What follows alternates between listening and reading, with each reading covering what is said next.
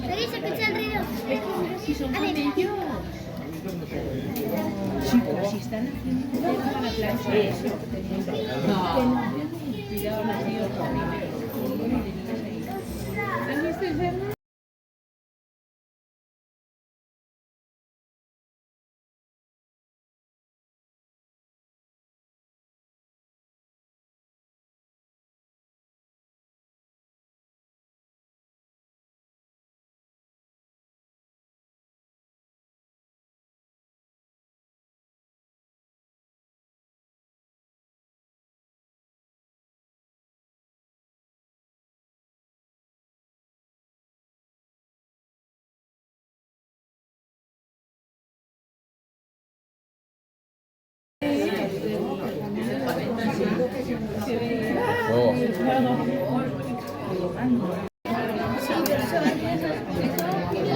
Pero algo tenía que decir, ¿no? Es que me sale pedido sin pensar, mentiras y de todo.